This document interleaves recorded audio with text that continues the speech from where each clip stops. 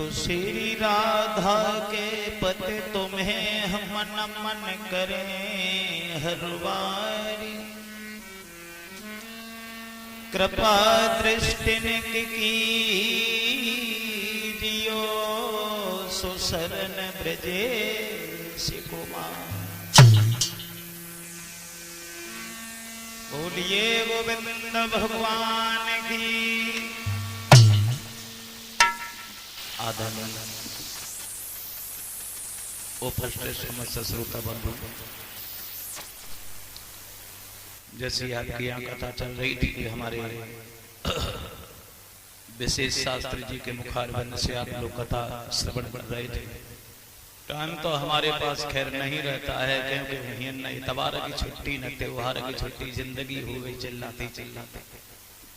आपके पड़ोस में अभी कथा चल रही है, आज कथा का 5वां दिन था, तो सुबह हम विशेष से कह के गए थे, हमने कि हम आएंगे जरूर थोड़ी बहुत देर के लिए। और वैसे कृपा भगवान की है, क्योंकि अब हम थोड़े दुखी हैं शरीर से, और हमें तो कोई सुखी दुनिया में दिखाई नहीं दे। कोई अधिकारी से दुखी है, कोई बीमारी से दुखी, कोई रिश्तेदारी से दुखी है, कोई व्यवहारी से, कोई परिवारी से, कोई सारी से, कोई घरवाली से। हमें तो कोई सुखी दिखाई नहीं दे रहा है। प्रदीप ने एक भजन गाया था कि मैंने जग की अजब तस्वीर देखी, एक हंसता है 10 रोते।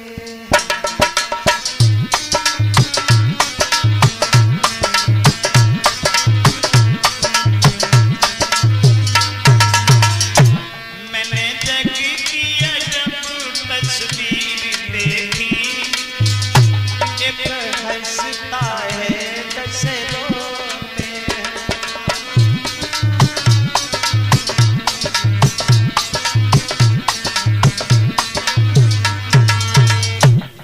एक हंसता है 10 रोते हैं। तो आइए गधा पे फाइन रख दे तो का वकील हुई हो। विशेष शास्त्री जी हार पहना कर हमारा सम्मान कर रहे हैं, ये हमें हार दे रहे हैं, हार। और हम कामना करते हैं कि भगवान इन्हें हार में भी दे। कौन से हार में? खेत हार में। भगवान इन्हें हार में भी दे, आहार में भी दे, रोजगार में भी दे, व्यापार में भी दे, व्यवहार में भी दे, बाजार में भी दे, मतलब हर जगह दे। एक हंसता है 10 रोते हैं। तो संसार में कोई न कोई कष्ट हर आदमी को घेरे है। और अभी हम शरीर से ज्यादा परेशान चल रहे हैं, इलाज चल रहा है हमारा।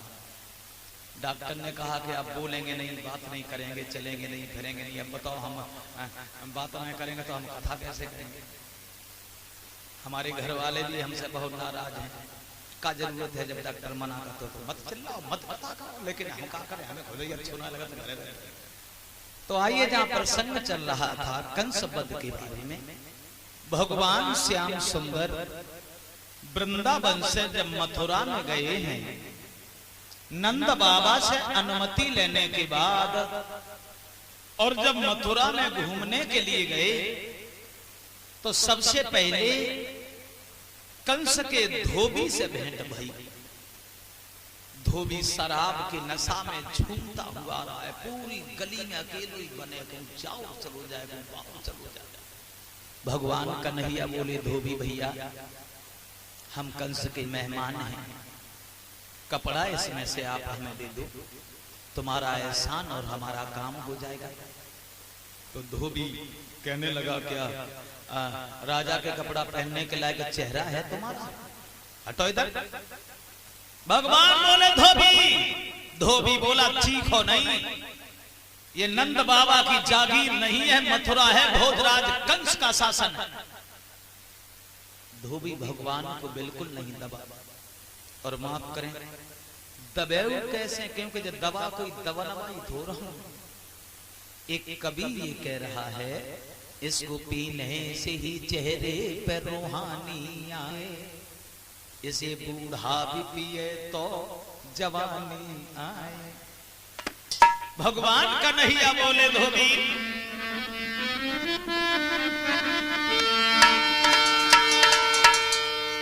और सीधी साधी बात करे और उल्टा सीधा चलता है। मेरे मीठे बच्चों पे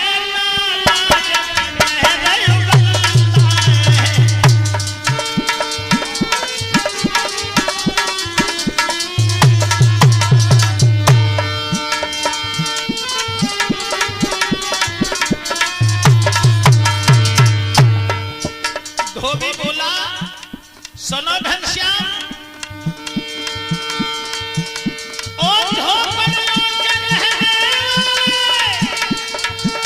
मथुरा में सभी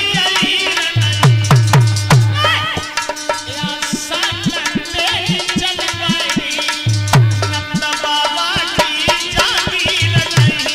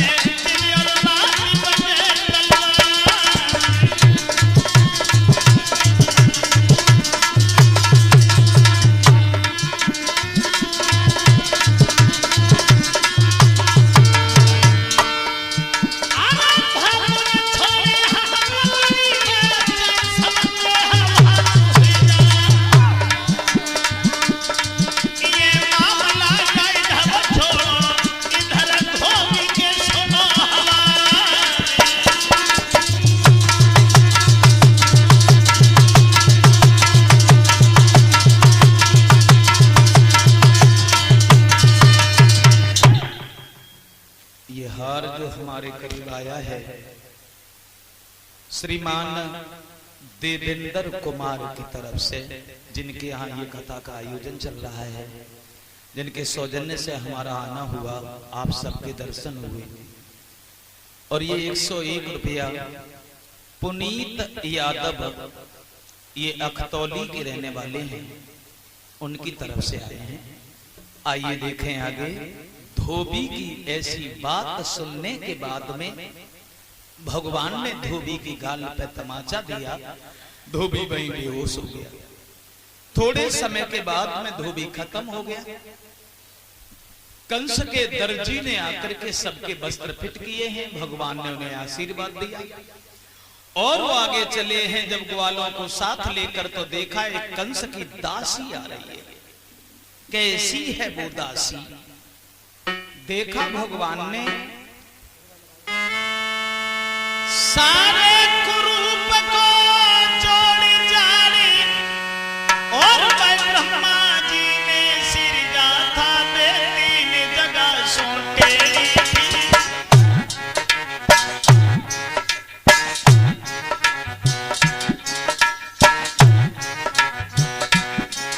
वो 3 जगह सो टेढ़ी थी और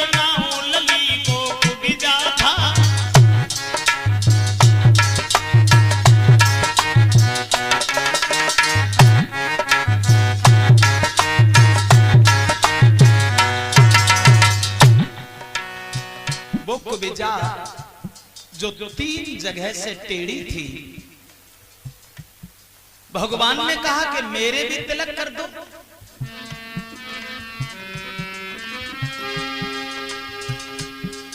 कुबिजा जब भगवान के माथे तक नहीं पहुंची, भगवान ने कुबिजा के थोड़ी से हाथ लगाकर जिस समय झटका दिया,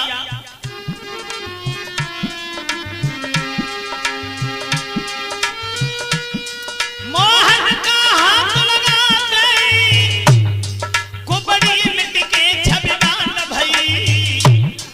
फट गया यकायक पर्दा सा वही दासी देवी समान भई।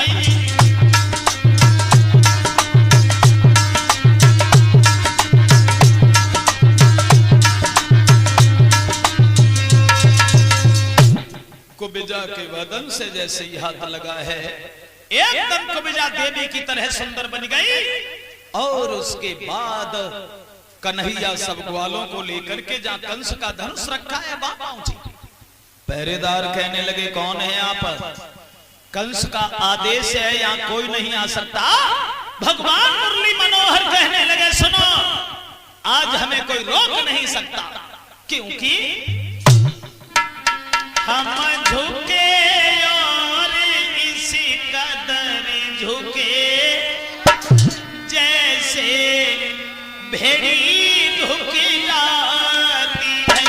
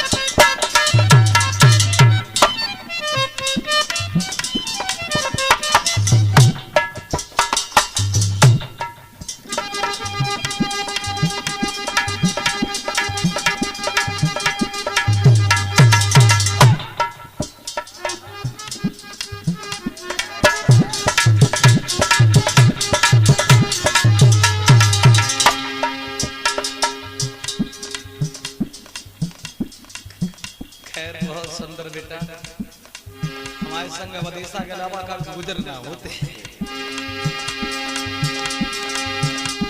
आगे बढ़कर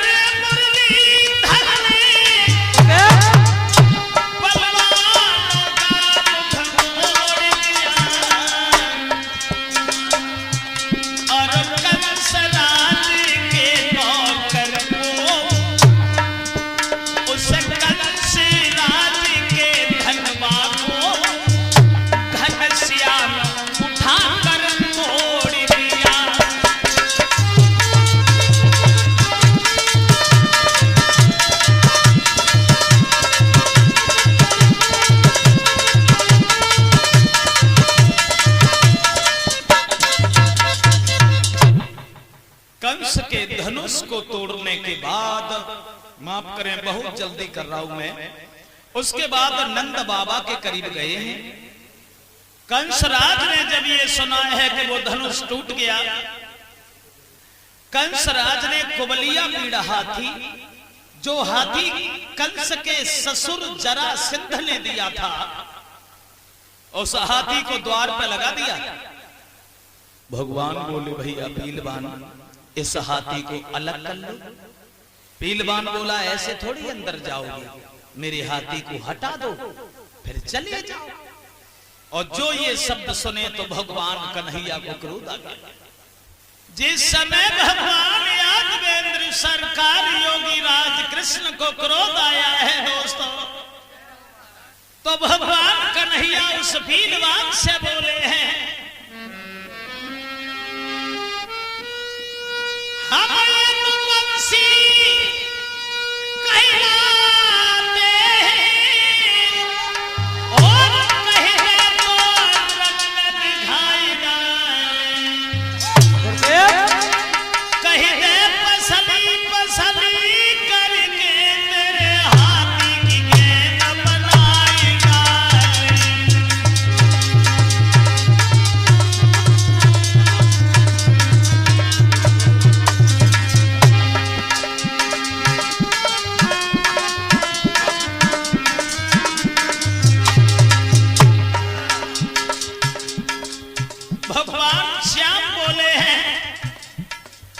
इस हाथी को अलग कर ले, अन्यथा बढ़ा इसे, बढ़ा।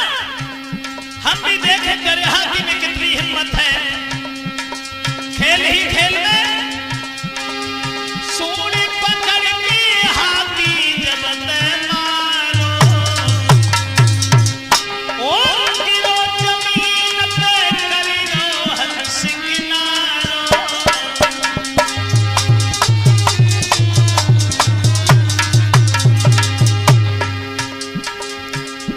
महाराज दांत दो खींच ले तत्काल, और जाई भौंकी दे पेट में बाले, जो फाड़ गए हैं खाल। भैया करके द्वारों साफ, समरिया सभा में घुस आए। सब करके द्वारों साफ, कन्हैया सभा में घुस आए।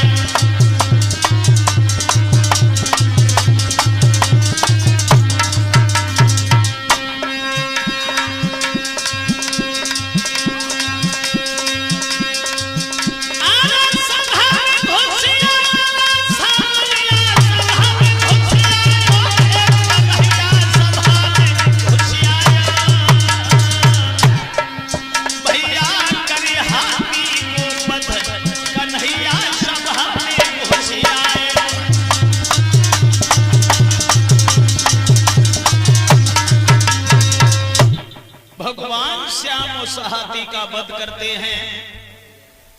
आइए देखें, कंस के दरबार में जब घुसे हैं, माफ करें जो कंस का वध करने वाले हों वो तैयार हो जाएं। जैसे ही कंस ने देखा, शंख और चारूढ़ को आदेश दे दिया, देर लगेगी देर लगेगी, जब औलाद काम बज देखी। आरे शंख और चारूढ़ पहलवा हाथ श्याम सोम लाए, जगत खिलाड़ी खिलवाड़े में खेल ही खेल खिलाए।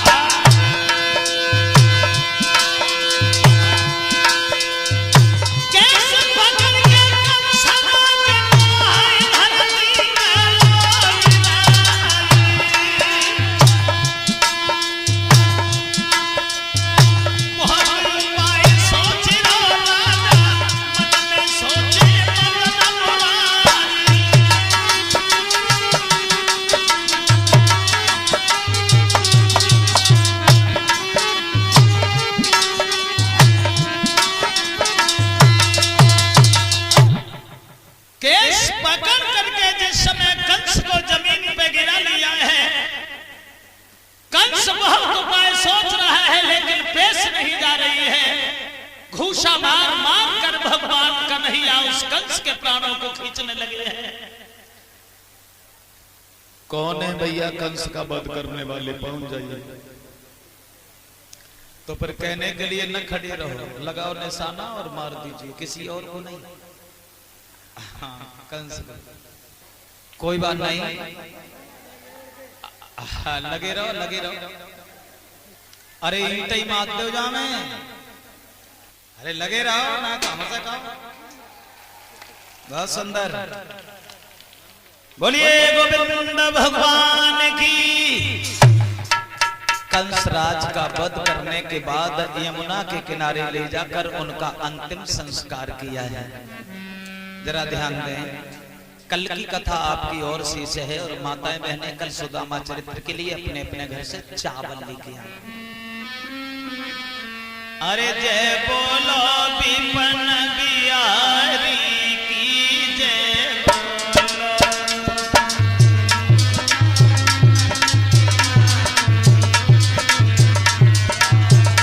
अरे राधा के हितकारी की जय बोलो। राधा के हितकारी की जय बोलो। अरे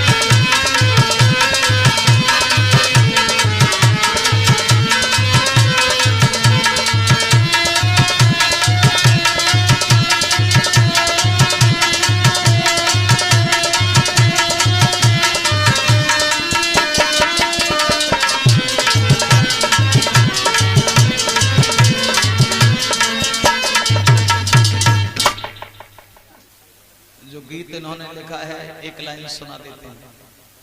जब मैं बहुत छोटा था तब गांव गांव बहुरूपिया आया करते थे। सो एक दिन एक बहुरूपिया आओ, सो एक बिना पढ़ी लिखी औरत को ठग ले गए। गांव से बाहर जो मकान था उसका, तो बहुरूपिया पुलिस की वर्दी में आया। सुबह ने किवाना में सोटा दो और आवाज लगाई, कहां गए ये सब घर के लोग? जब कभी आते हैं द्वार बंद मिलता है, इस तरह से क्या बच जाओगे? आज मूल तो बाद में ब्याज लेके जाएंगे, देर कर दोगी तो रिपोर्ट कर देंगे, पुलिस मारी फिरेगी, थाना खींचा फिरेगा। अब घर पे कोई था नहीं, बिना पढ़ी लिखी औरत थी। सो बहुरूपिया ने अपनी किताब निकाली और हिसाब किताब शुरू कर दिया। अरे कहां गए घर वाले, निकलो साल बाद हम आए द्वार। बहु एक दस्तों न पुरानो, लाए ताने चीज उधार। दुई बोरा हल्दी के आए, आई उड़द मूंग की दाल। अजवाइन और तेल चिकनई, गरी के बोरा आए चार। 6 कुंतल तो हदी मिठाई, जामे नहीं थी डन गोपाल। लेन देन में देर करोगे, करे रिपोर्ट अब सरकार। मारी मारी पुलिस फिरेगी, बहाजे फिरेगे थानेदार। हम तुम दोनों बच जावेंगे, पर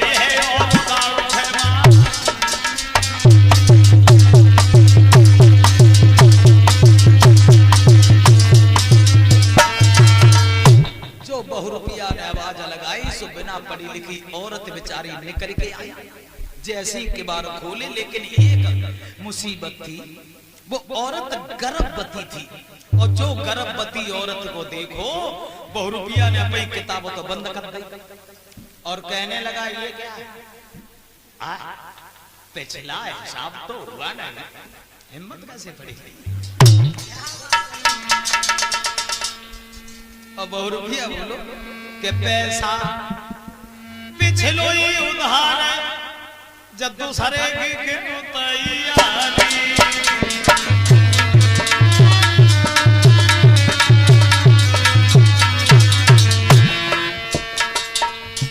पैसा पिछलो ही उधार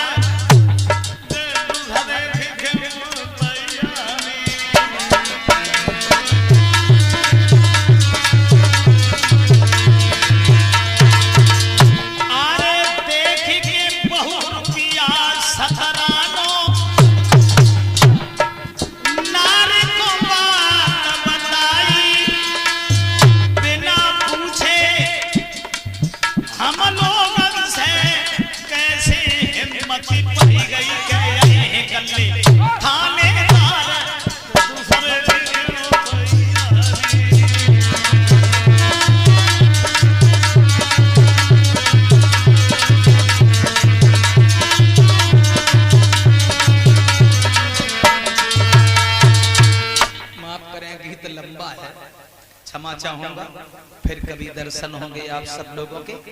और अब इसी के साथ साथ सबसे निवेदन करेंगे कि सब लोग खड़े होंगे, आरती कर लीजिए, क्योंकि हमें दूसरी जगह जाना है, बहुत दूर जाना है। आज रात का प्रोग्राम है कन्नौज के पास में, वहां पहुंचना है। देखेंगे कल आपका दिन शेष है, देखेंगे कल सुबह हम जल्दी आ जाएंगे, आप लोगों के बीच में भी बोलेंगे, फिर उधर चले जाएंगे। हाँ।